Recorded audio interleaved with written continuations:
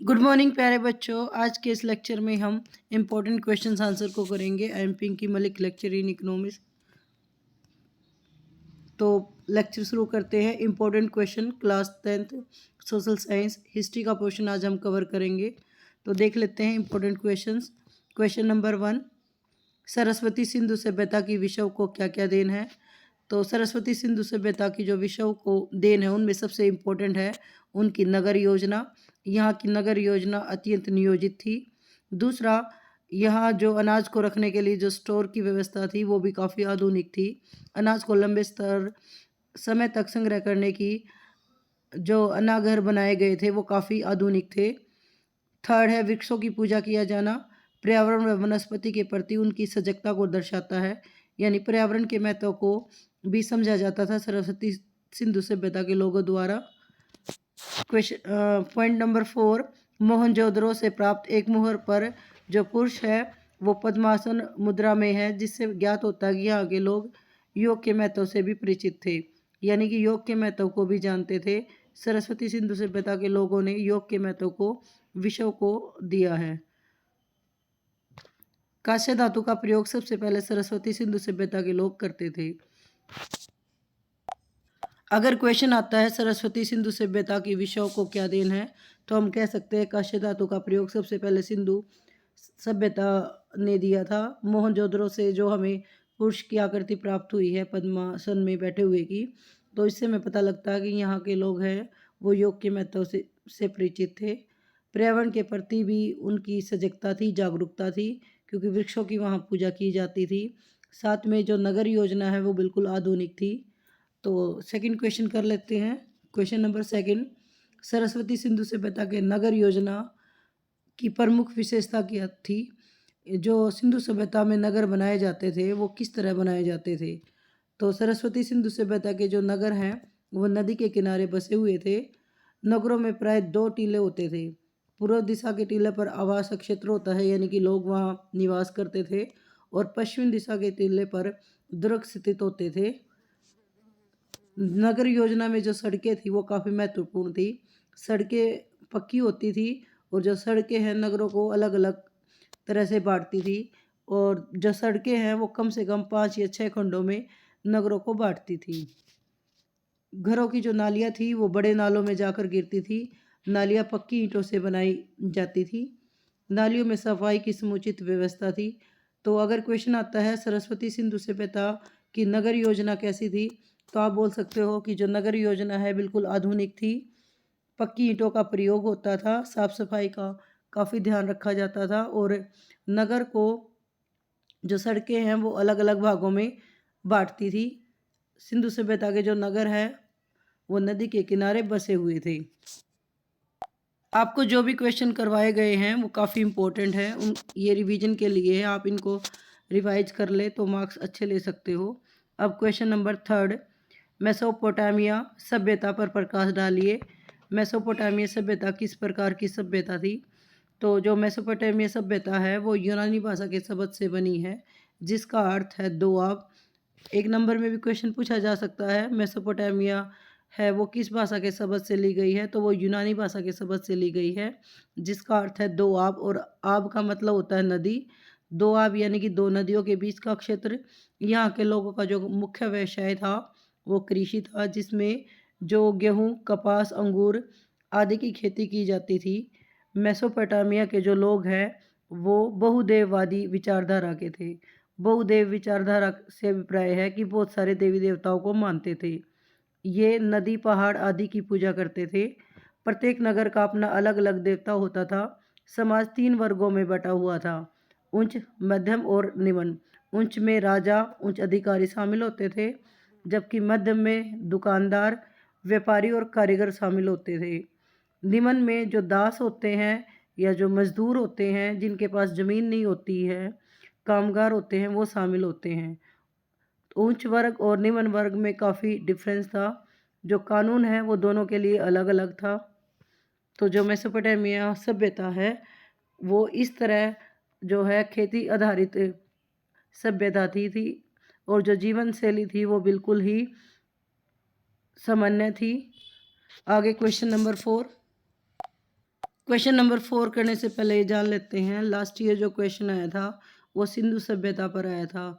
तो पॉसिबिलिटी है कि इस टाइम इस बार जो क्वेश्चन आएगा वो मेसोपोटामिया सभ्यता के बारे में पूछा जा सकता है। तो नेक्स्ट क्वेश्चन कर लेते हैं। क्वेश्चन नंबर 4, विश्व के 4 दर्शन के नाम लिखे तथा वैदिक दर्शन की विशेषता का वर्णन करें। विश्व के 4 दर्शन कौन कौन से होते हैं और वैदिक दर्शन की विशेषता बताइए। क्वेश्चन आ सकता है वैदिक दर्शन की विशेषता बताइए, या ऐसे हो सकता है कि विश्व के 4 दर्शन कौन कौन से हैं। तो जो विश्व के 4 दर्शन हैं वो है वैदिक दर्शन, बौद्ध दर्शन, यहूदी दर्शन और पारसी दर्शन।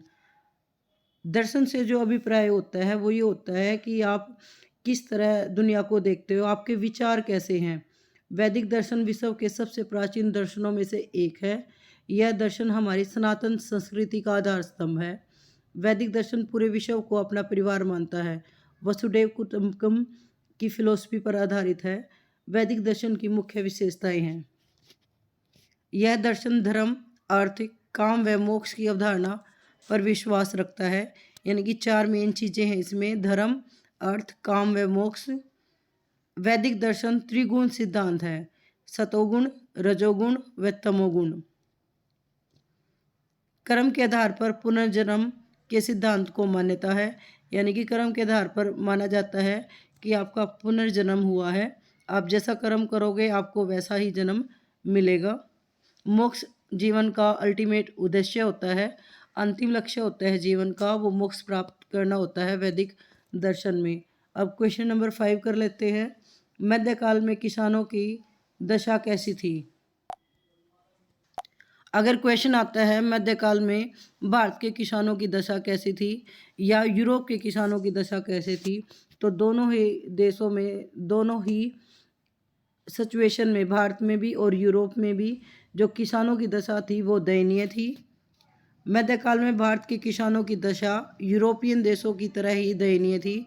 जिस तरह यूरोप के देशों में किसानों की जो हालत थी वो दयनीय थी, यानी कि शोचनीय थी, सही नहीं थी, उसी तरह भारत के जो किसानों की जो दशा थी वो भी दयनीय थी। भारत के किसानों को 3 श्रेणियों में बांटा जाता था। क्वेश्चन भी पूछा जा सकता है, जैसे खुद काश्त किसान क्या है। खुद काश्त किसान वो होते हैं जो अपनी भूमि पर स्वयं काश्त यानी कि स्वयं खेती करते हैं। पाही काश्त वो किसान होते हैं जो दूसरे गांव में जाकर खेती करते हैं। थर्ड आता है मुजरिया। तीसरे नंबर पर है मुजरिया। मुजरिया जो किसी स्वामी की भूमि पर खेती करते थे, उनकी खुद की कोई भूमि नहीं होती थी। किसान की अवस्था अत्यंत शोचनीय थी। आय का मुख्य स्रोत भूमि कर ही था, जिससे राज्य अपने अधिकारियों को वेतन देते थे, जिसका किसान विरोध नहीं कर सकते थे। यानी किसानों के पास इतनी पावर नहीं थी कि वो किसी भी तरह का विरोध कर सके, लेकिन सरकार को जो आय प्राप्त होती थी वो भूमि कर से ही होती थी। तो इस तरह जो किसान है उनके पास पैसे नहीं थे कि वो अपनी ज़मीन पर कुछ काम कर सके या अपने जीवन को बढ़िया बना सके। अगर यूरोपियन किसानों के बारे में आता है कि यूरोपियन किसानों की सिचुएशन बताइए, तो वहाँ भी 3 ही तरह के किसान होंगे। ऐसे किसान जिनके पास ज़्यादा ज़मीन है, ऐसे किसान जिनके पास ज़मीन है और जो ज़मीन है उन पर वह स्वयं काम कर रहे हैं, और तीसरे ऐसे किसान होते हैं जिनके पास खुद की ज़मीन नहीं है। यानी कि एक नंबर पे तो वो ज़मींदार हैं जिनके पास ज़मीन काफ़ी है और दूसरे मज़दूरों से वे काम करवाते हैं। दूसरे नंबर पर वे मज़दूर आते हैं, वे किसान आते हैं जो अपनी ही ज़मीन पर खुद काम कर रहे हैं लेकिन जो ज़मीन है वो काफ़ी नहीं है। और थर्ड पे वो खेतीहर मज़दूर आते हैं जो किसी अन्य ज़मीन पर काम कर रही हैं। आगे हम बात करते हैं इस्लाम और ईसाईयत के संघर्ष के कारण और परिणाम बताइए। यानी कि जो इस्लाम धर्म है और जो ईसाई धर्म है उनके बीच में संघर्ष क्यों हुआ और उसके क्या परिणाम निकले। क्वेश्चन इंपॉर्टेंट है, लास्ट ईयर भी आया हुआ था। इस्लाम धर्म और ईसाईयत के बीच में जो संघर्ष है वो क्यों हुआ, उसके कारण बताइए और परिणाम बताइए। तो जो हम कारण की बात करें तो 11वीं सदी में जो इस्लाम और ईसाईयत के बीच में संघर्ष का जो मुख्य कारण था वो ईसाइयों पर किया गया अत्याचार था। मुसलमान उनको ज़बरदस्ती ईसाइयों को मुसलमान बनाने की कोशिश कर रहे थे। 11वीं सदी में यरूशलेम में रहने वाले ईसाइयों की स्थिति बहुत खराब हो चुकी थी। मुसलमानों ने ईसाइयों पर अत्याचार करने आरंभ कर दिए। ईसा मसीह की जो पवित्र समाधि थी उसको नष्ट कर दिया। यरूशलेम में ईसाइयों को बंदी बनाया गया, उन पर कई प्रकार के टैक्स लगाए गए और उनके घरों पर कीचड़ फेंका गया। उनकी संपत्ति छीनकर उन्हें जबरदस्ती मुसलमान बनाया गया। फिलिस्तीन में ईसाइयों की स्थिति एवं अत्याचार की सूचना यूरोप में पहुंची। पुण्य भूमि को इन यात्राओं से मुक्त करने के लिए यूरोप में विचार होने लगे। इन्हीं विचारों के कारण ईसाइयों ने संघर्ष किए, यानी कि यूरोप के लोगों ने मुसलमानों के खिलाफ संघर्ष करने की कोशिश करी। यूरोप के देशों ने मुसलमानों के किए गए अत्याचार को विरोध किया, उनको सहन नहीं किया और उन्हीं के खिलाफ ईसाइयों और इस्लाम के बीच संघर्ष शुरू हुआ। तो अब देख लेते हैं इनका परिणाम क्या हुआ। इस्लाम व ईसाइयत के संघर्ष के परिणाम है वो निम्नलिखित है। नए रास्तों की खोज हुई। यूरोप के जो ईसाई मुसलमान हैं उनको आर्थिक नुकसान पहुंचाने के लिए भारत और एशिया वस्तुएं प्राप्त करने के लिए नए रास्तों की खोज करने लगे। सामंतवाद का अंत हुआ। इस्लाम और ईसाइयत के संघर्ष के परिणाम स्वरूप कई सामंतों की मौत हुई, जिसके परिणाम स्वरूप सामंतवाद का खत्म हुआ। यूरोप में सामाजिक बदलाव हुआ। इस संघर्ष के बाद दास या गुलामों को स्वतंत्रता मिली। एशिया व अरब के में संपर्क आने से यूरोप के खान पान रहन सहन में परिवर्तन आया। यूरोप के लोग अब एशियाई मसालों का प्रयोग अपने भोजन में करने लग गए। क्वेश्चन नंबर 7, भारत को सोने की चिड़िया क्यों कहा जाता है? भारत शुरू से ही सभ्य, उन्नत व विकसित देश रहा है। उसकी गणना संसार के वैभवशाली एवं धन संपन्न देशों में की जाती है। अपनी समृद्धि व सोने की अधिकता के कारण भारत में सोना अधिक मिलता था। इस वजह से विश्व में वो प्रसिद्ध रहा और इसी कारण वो सोने की चिड़िया कहा जाता है। क्वेश्चन नंबर 8, पानीपत की प्रथम लड़ाई के बारे में बताइए। कोई भी युद्ध है वो इम्पोर्टेंट होता है कि वो कब लड़ा गया था, उसका क्या परिणाम हुआ और किन राजाओं के बीच में वो लड़ा गया था। जो पानीपत का प्रथम युद्ध है वो 1526 में इब्राहिम लोदी और बाबर के बीच में हुआ था। इस युद्ध में बाबर ने सबसे पहले तोपों का प्रयोग किया था और तुलगमा युद्ध प्रणाली का प्रयोग किया। मुगल वंश की जो नींव रखी गई थी वो पानीपत की प्रथम लड़ाई के बाद ही रखी गई थी, क्योंकि इस युद्ध में बाबर की जीत हुई थी। मुगल साम्राज्य व बाबर के जो आक्रमण हुए वो पानीपत की प्रथम जो पहली लड़ाई थी उन्हीं की वजह से हुई थी, क्योंकि बाबर इस युद्ध में जीत गया था और उसके बाद भारत में मुगल वंश की स्थापना हुई थी।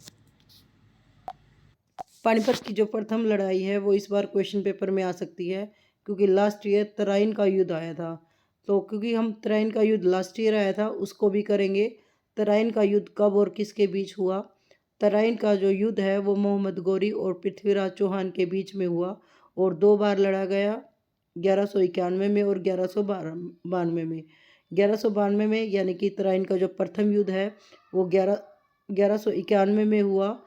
उस समय जो मोहम्मद गौरी है वो बुरी तरह पराजित हुआ और वह अपनी जान बचाकर भाग गया।